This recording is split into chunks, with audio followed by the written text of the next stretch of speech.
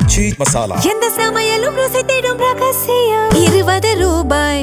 வீடுதோறும் அரசு சேவைகள் மருத்துவம் தொடர்ந்திட ஸ்டாலின் தொடரட்டும், தமிழ்நாடு வெல்லட்டும். லெஜண்ட் சரவணா ஸ்டோர்ஸ் புரொடக்ஷன்ஸ் தயாரிப்பில் லெஜண்ட் சரவணன் நடிக்கும் லீடர் உங்கள் அபிமான திரையரங்குகளில் வெற்றி நடை போடுகிறது. மதசார்பற்ற முற்போக்கு கூட்டணியில் இடம்பெற்றுள்ள அனைத்து இயக்கங்களின் நிர்வாகிகள், தொண்டர்கள், உங்கள் அனைவருக்கும் என் இனிய மாலை வணக்கத்தினை நான் தெரிவித்துக் கொள்கின்றேன். நான் இங்க ஏன் வந்திருக்கிறேன், நம்மளுடைய கூட்டணி மதசார்பற்ற முற்போக்கு கூட்டணியினுடைய வேட்பாளர் மதிமுகவுடைய வேட்பாளர் நம்முடைய அன்பு தம்பி செந்தில்நாதன் அவருக்கு நீங்கள் உதயசூரியன் சின்னத்தில் வாக்களித்திட வேண்டும் அப்படிங்கிற கேட்க வந்திருக்கேன். சரி, எதன் அடிப்படையில் கேட்கிறேன் நானு?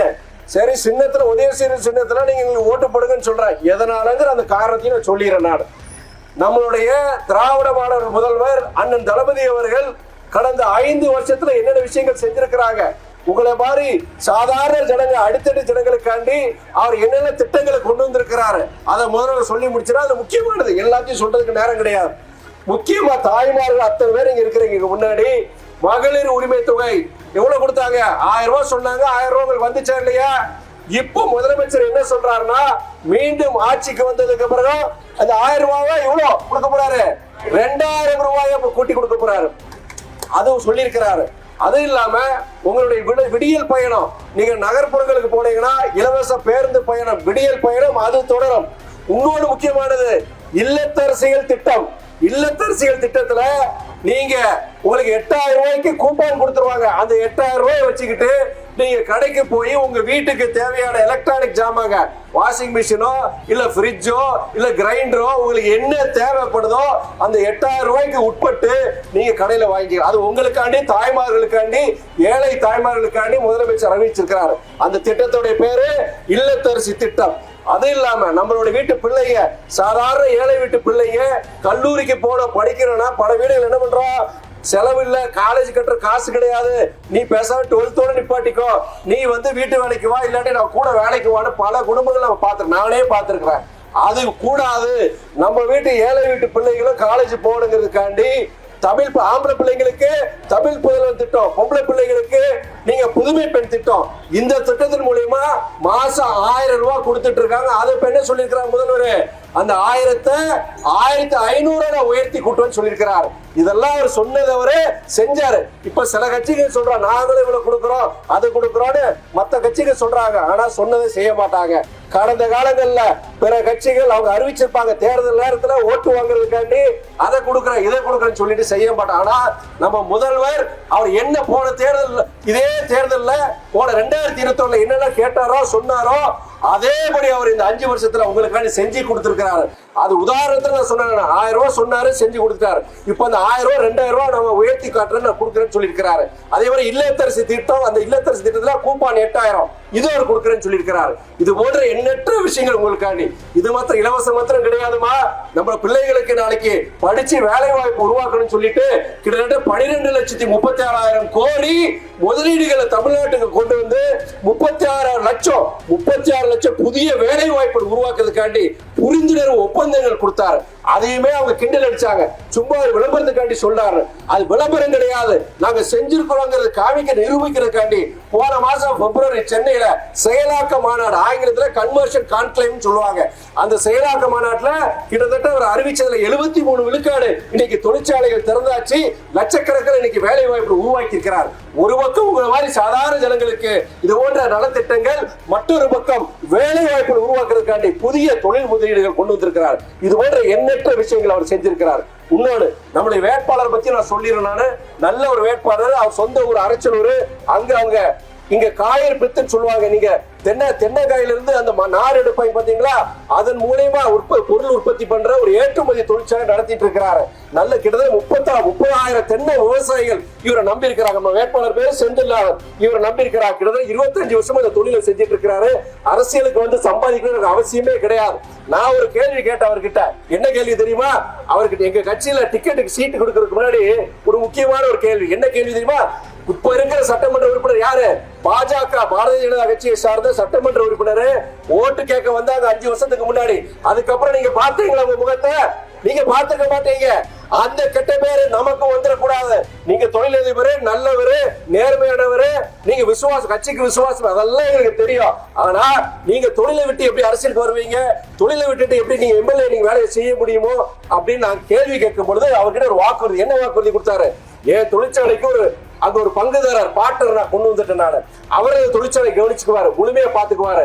நான் வெற்றி பெற்றால் நீங்க மொடக்குறிச்சி மக்களுடைய நீண்ட கால பிரச்சனைகள், தேவைகள், கோரிக்கைகளை நிறைவேற்றும் வண்ணம் நான் முழு நேர ஒரு அரசியல்வாதியாக, ஒரு மக்கள் பணியாளராக, சேவகனாக செயலாற்றுவேங்கிறது அந்த வாக்குறுதி கொடுத்துக்கு அப்புறம் நாங்க கட்சியில் நாங்க சீட்டு கொடுத்தோம். தயவுசெய்து தெரிஞ்சு வச்சுக்கோங்க. நீங்க நான் துரை வைக்கோமா, நான் வைக்கோடைய மகன், நான் எந்த இடத்துக்கு போனாலுமே அந்த வேட்பாளர் தெரியாம ஓட்டு கேட்க மாட்டேன். நான் தமிழ்நாடு 7 வருஷம் ஆச்சு அரசியலுக்கு நான் அது முடியும்னு சொல்லுவேன், முடியாதா கஷ்டம் சொல்லிடுவேன். அது எங்கேயும் போலி வாக்குறுதிகள் கொடுத்து வாக்குகள் கேட்டது துரைவுக்கு கிடையாதுமா.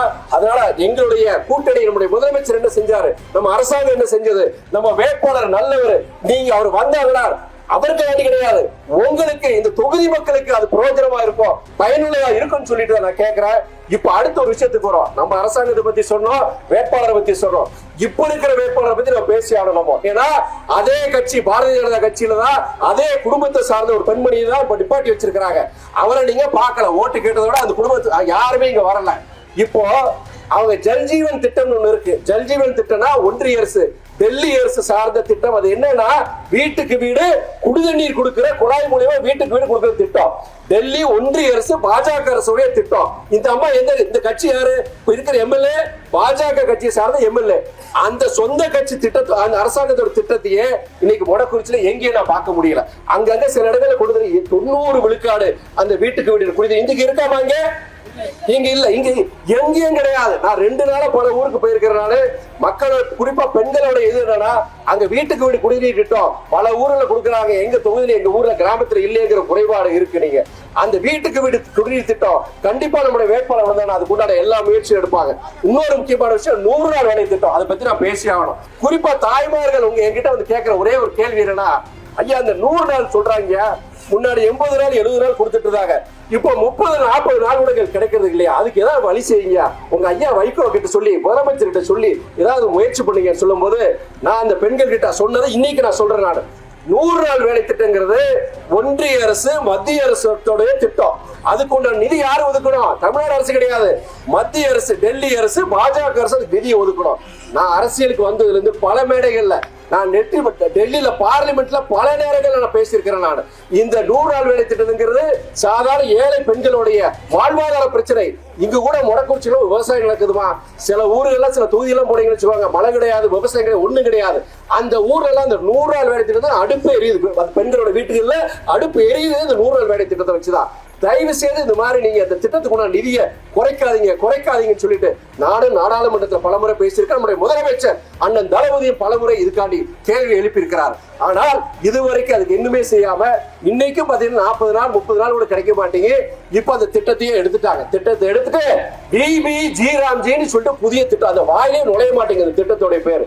முன்னாடி அதோட பேர் என்னன்னா மகாத்மா காந்தி 100 நாள் வேலை உறுதி திட்டம் இருந்தது.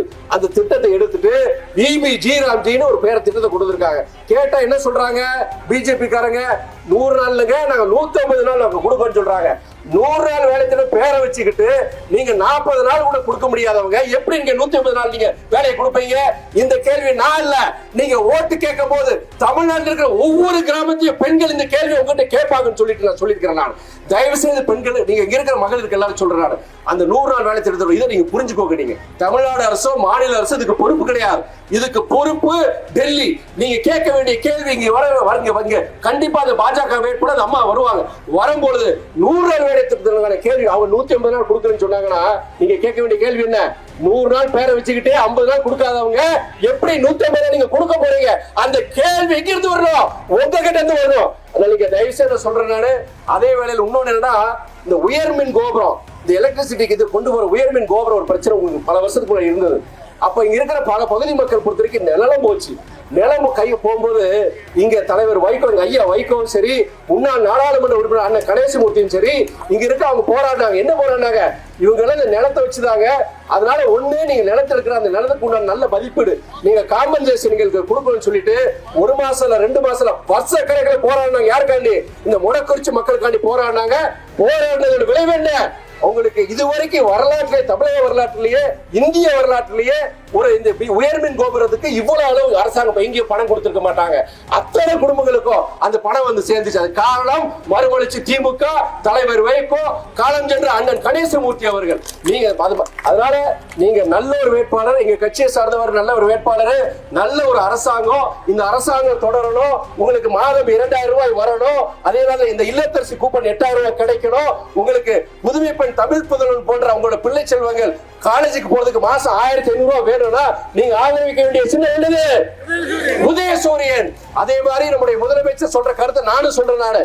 இந்த தேர்தல் பொறுத்தவரைக்கும் அதிமுகவுக்கு திமுக இடையிலான போட்டி கிடையாது, பாஜகவுக்கும் திமுக இடையிலான போட்டி கிடையாது.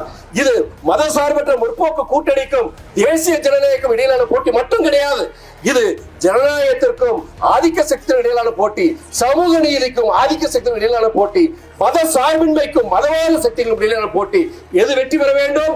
மத சார்பின்மை வெற்றி பெற வேண்டும், ஜனநாயகம் வெற்றி பெற வேண்டும், சமூக நீதி வெற்றி பெற வேண்டும், நல்லதொரு வேட்பாளர் வெற்றி பெற வேண்டும். நீங்கள் நான் உங்கள் வீட்டு பிள்ளையாக அன்போடு பண்போடு வேண்டி கேட்டுக்கொள்வது நமது வேட்பாளர் அன்பு தம்பி செந்தில்நாதன் அவர்களுக்கு உதயசூரியன் சின்னத்திலும் வாக்களித்து வெற்றி பெற வைக்க வேண்டும் என்று அன்போடு பண்போடு மீண்டும் கேட்டுக்கொண்டு விடைபெறுகிறேன். உங்க இத்தனை நேரம் நீங்க பொறுமையா இருந்து என்னோட கருத்தை கேட்டீங்கம்மா. நான் அரசியலுக்கு விரும்பி வந்தவங்க கிடையாது, உங்களை மாதிரி கீழே வேடிக்கை பார்த்தவன் தான். கால சூழ்நிலை வந்துட்டு நானு என் மனசுக்கு பட்டதை நியாயம் பட்டதை உங்ககிட்ட சொல்லியிருக்கிறேன். நீங்க தீர்ப்பளிக்க வேண்டியது நீங்கள். நன்றி, வணக்கம். நக்கீரன் டிவிக்கு சப்ஸ்கிரைப் செய்யுங்கள். உங்கள் ஆதரவே எங்கள் பலம். ஆசிரியர்களுக்கு நண்பனாகவும் மாணவர்களுக்கு ஆசானாகவும் திகழும் தேர்வு வழிகாட்டி. ஒவ்வொரு பாடத்திற்கும் அனுபவமிக்க ஆசிரியர்களின் துல்லியமான தெளிவான விடைகள். CNC இருக்கு, தேர்வு பயம் எதற்கு? இது தீரன் பப்ளிஷிங் ஹவுஸ் விற்பனை வெளியீடு.